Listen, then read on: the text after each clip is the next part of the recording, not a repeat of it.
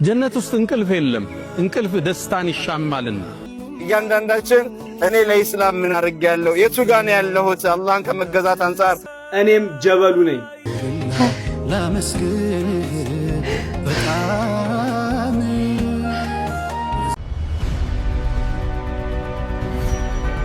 እንኳን ወደ ሙዓዝ ሚዲያ በሰላም መጣችሁ። አሰላሙ አለይኩም ወራህመቱላሂ ወበረካቱሁ። ውድና የተከበራችሁ የሙዓዝ ሚዲያ ተከታታዮች ዛሬ በሌላ በአዲስ ቪዲዮ ተመልሼ መጥቻለሁ። ቪዲዮውን እንደተለመደው ላይክ እና ሼር ማድረግ እንዳዘነጉ ያልኩኝ የወንድማችን የሐምዛ ማለት ነው የኡምራ ጉዞ ምን ይመስል ነበረ? ኡምራ ተሄደስ በኋላ ሐምዛ ምን አጋጠመው? አሁን ያለበትስ ሁኔታ ምን ይመስላል የሚለውን እያስደመጥኳችሁና ከሱ እያሰማችሁ እያሳየኋችሁ እንቆያለን። ሌሎችም እንግዲህ ስለ ወንድማችን አህመድ ጀበል ማለት ነው በሰሞኑ በሶሻል ሚዲያ መነጋገሪያ የሆነ ጉዳይ ነበረ። እሱም እንግዲህ ምንን አስመልክቶ ነው፣ አሁንስ ምን ተፈጠረ የሚለውን ማስደምጣችኋለሁ። ሌሎችም ጠቃሚ ናቸው ተብሎ የታሰቡ ቪዲዮዎች አሉ፣ እነዛን እናያለን። የወንድማችን የትንሽ ትልቅ እየተባለ የሚጠራው የወንድም ታኩርና የሐምዛ ጉዳይ በተለይ በጣም መነጋገሪያ የሆነ ጉዳይ ነው። በሸውቅ ትራቭል አማካኝነት ወንድማችን ሐምዛ መዲናንና ካዕባ ሄዶ ዘይሮ እዛ ቦታ ላይ የተሰማውን ስሜት ጭምር በዚህ ቪዲዮ አስደምጣችኋለሁ፣ አሳያችኋለሁ። ላይክ እና ሼር እያደረጋችሁ እስከ ፍጻሜው ድረስ ተከታተሉኝ። በቀጥታ አሁን ወደ ቪዲዮ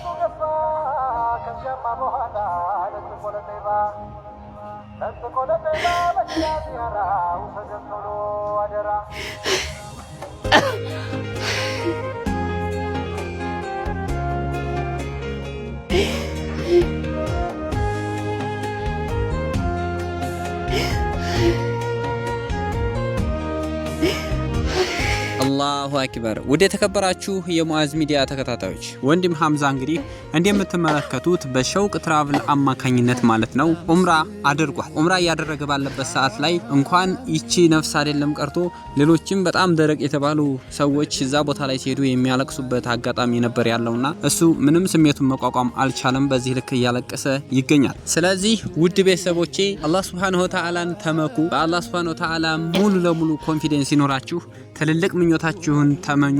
በአላህ ፍቃድ እንደ ሐምዛ ይሳካል። ስለ ወንድም አህመድ ጀበል ምንድነው እየተሰማ ያለው? እኔም ጀበሉ ነኝ። ይህ ቪዲዮ የደረሳችሁ ሙስሊሞች እዚህም ላይ ፕሮፋይል ፒክቸርም ላይ በደም ኮፒ ሊንክ በማድረግ ቪዲዮ እንዲወርድ ለሁሉም አዳርሱት።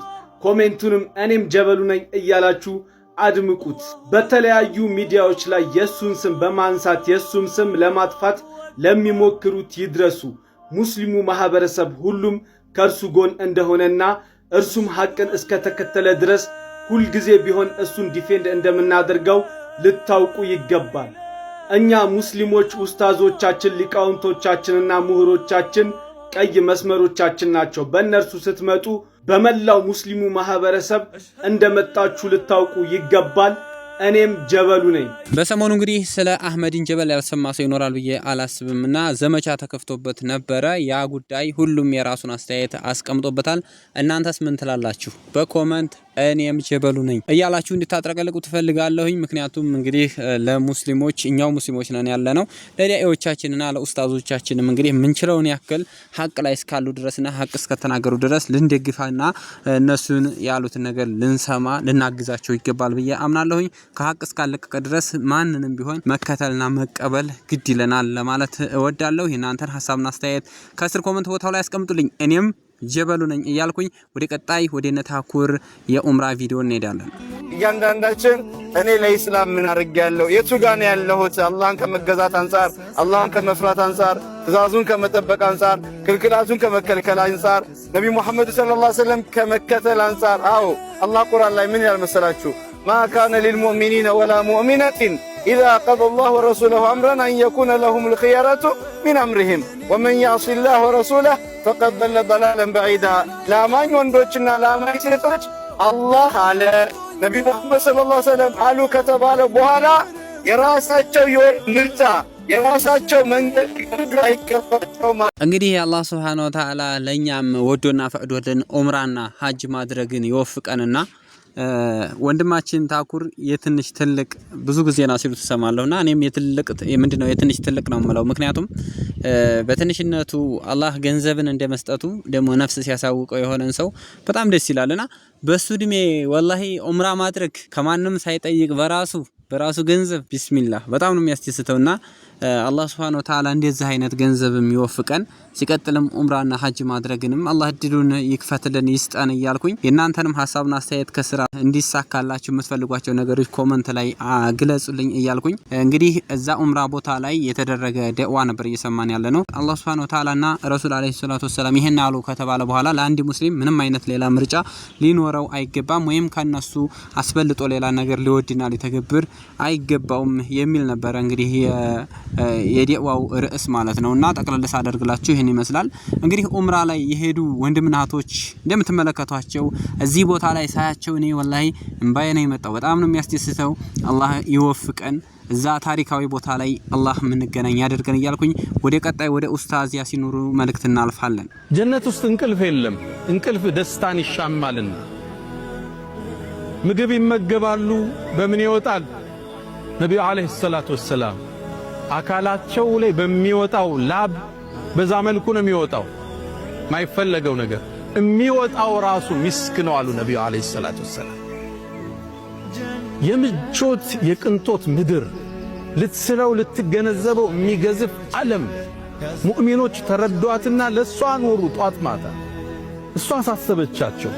ጊዜያዊ ፍላጎት ጊዜያዊ ስሜት ንጠት በላይ አለፉ። ብሩ አላቸው፣ መልኩ አላቸው፣ ውቀቱ አላቸው። ለሐራም ግን አላዋሉት። ዋናውን አገር ናፈቁ። ጊዜያዊን ደስታ ተጸየፉ። ለሷ ተዘጋጁላት። ዘካቸውን በአግባቡ አወጡ። ዝምድናን ቀጠሉ። የበደላቸውን አፉ አሉ። የጎረቤትን ሐቅ ጠበቁ። የሥራ ባልደረባን መብት ጠበቁ።